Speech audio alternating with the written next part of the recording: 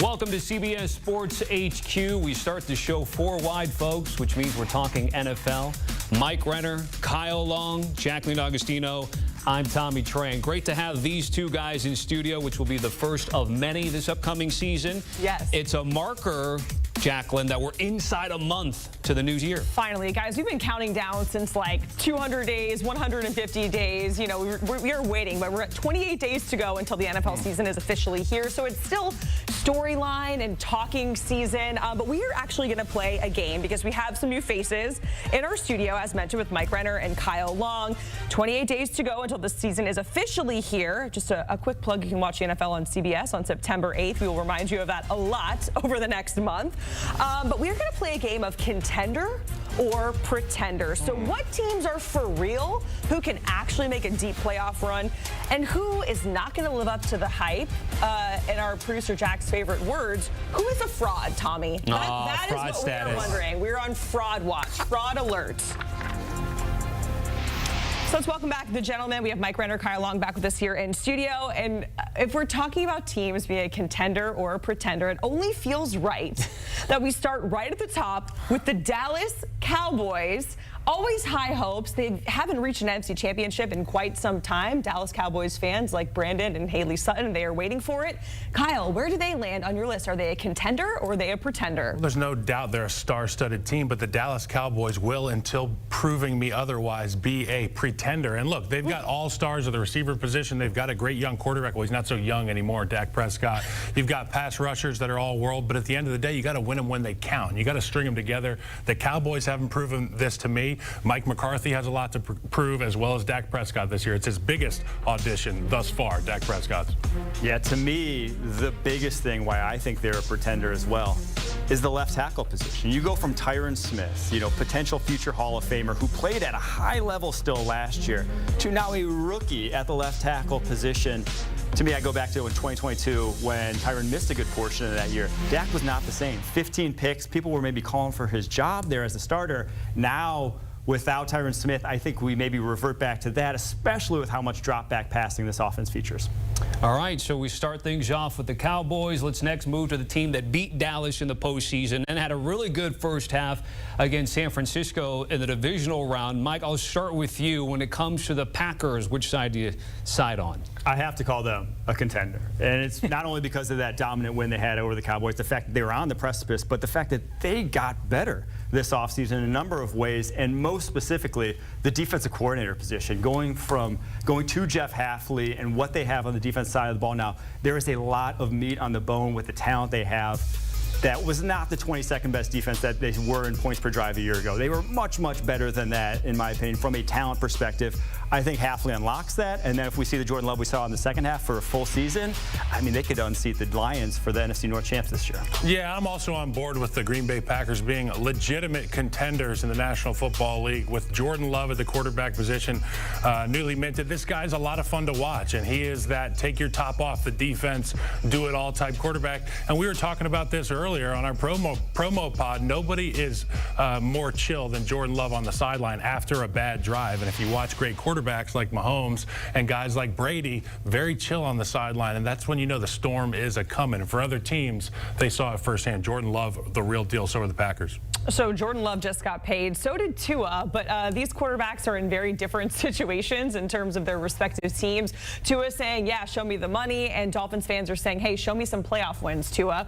Mike, I will start with you. Are the Dolphins pretenders or contenders? I'm going to call them a contender with a caveat. With the caveat that there's an asterisk. They need a home playoff game. They need to be 100%. In Miami, down here where we are, in the postseason because of Tua's arm strength and how it translates on the road, in the cold, in the wind. But when they are at home, when it's in good conditions, no one wants to face this offense. They added even more speed with Jalen Wright, the third rounder out of Tennessee, the running back who ran the 4.3s. There is just a bevy of weapons on this team now with the addition of Odell Beckham as well that they can put up points on anyone. We saw it last year, but again, it comes with a caveat that this team better be at home. We don't want Tua going on the road to the playoffs. And you can't be talking about the Miami Dolphins without mentioning number 10, Tyreek Hill, and all the things that him and Tua are able to get done at an astronomical rate. And nobody lauds their quarterback more than Tyreek Hill. Tyreek understands the ball is out so quick in this Mike McDaniel scheme. They have the advantage every single time they come to the line of scrimmage from an X's and O's standpoint. And then you got the Johnnies and the Joes, because Tua, he's been a good football player. Tyreek, the best. So I think it's going to be you know what, they're a contender until they have to go on the road in the playoffs, to your point, because we just moved to South Florida. It's like it takes you X amount of time to acclimate to the weather. Oh, we're getting on the plane. We're going to Buffalo, guys. We're going to go play in Buffalo in January. Nobody down here wants to do that, so get it home at Hard Rock for the playoffs. Yeah, It was cold at Arrowhead during that postseason game for them. And to your point, Mike, just to button up on Miami, that game against Tennessee was all laid out for them, and it kind of spiraled, and they had that win or die game against the Bills. Bills won 4th straight AFC East title. And let's go to Buffalo now. Kyle, let's start with you. A lot of talk about championship windows and if they're closing, smaller, bigger. Who knows if it's still open right now. For you, when it comes to Josh Allen, Buffalo, contender or pretender? I think it's a little bit of addition by subtraction with Stephon Diggs getting out of the building. Josh Allen is going to see those tight ends even more clearly than before. And we talked about it earlier. We're going to reference our before talks a lot. But the offensive line is such an important part of these winning football teams. And you look at the Buffalo Bills, they have a ton of continuity, star power up front. They have a great offensive line coach by the name of Aaron Kromer. I think that he instills that never say die attitude in their team. Josh Allen, obviously the physical prowess of him, but from a mental standpoint, when you got a guy like Josh that you're protecting, your team rallies behind him, the offense, the defense, and the special teams. I think that they're absolutely contenders. I'm going to have to disagree with you, but not for any of the reasons you mentioned. And it's because of one reason. This secondary, Christian Benford, Rasul Douglas, Cole Bishop, Taylor Rapp. Do I trust those guys to go up against the likes of Tyreek Hill, the likes of Patrick Mahomes, Joe Burrow, what these offenses are like in the AFC? I flat out don't right now. It's just a fact of the matter. Now, they're young. They can prove it to me, obviously, but with what they have at this very moment, I think this defense could get carved up a little bit more than you'd like, and because of that, I think they're a pretender. Because we're talking AFC East heavy with 2 teams in this segment here, if I were just to ask you guys right now, AFC East champion when it's all said and done, Mike, who's your answer? And then Kyle will have you follow. Mike, what do you got? I'm going New York Jets. Ooh. That could be the most fun answer. And, you know, I'm going to piggyback off of your answer, and I'm going to say, look, we haven't seen what Aaron Rodgers can do in New York yet. 4 plays last year. We saw 4 plays, and they were the most exciting plays we've seen in a while.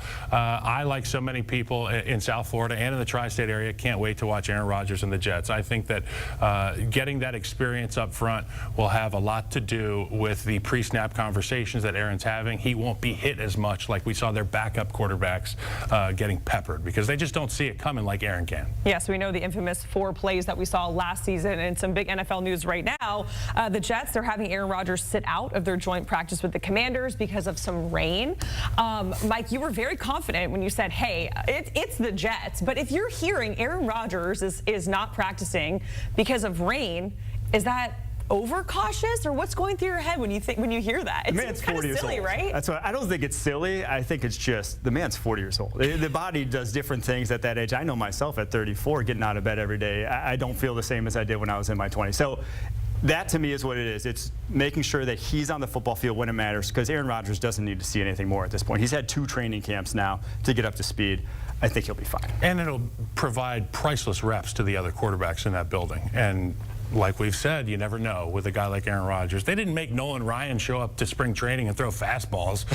They said this guy knows how to throw fastballs, and Aaron Rodgers can do that just fine. All right, Kyle, Mike, certainly appreciate it. Good having you in studio. Taste of things to come here on CBS Sports HQ. A reminder about CBS and Paramount Plus. September 8th, key games: Arizona at Buffalo, Jacksonville at Miami, and Las Vegas at the Chargers, Week 1.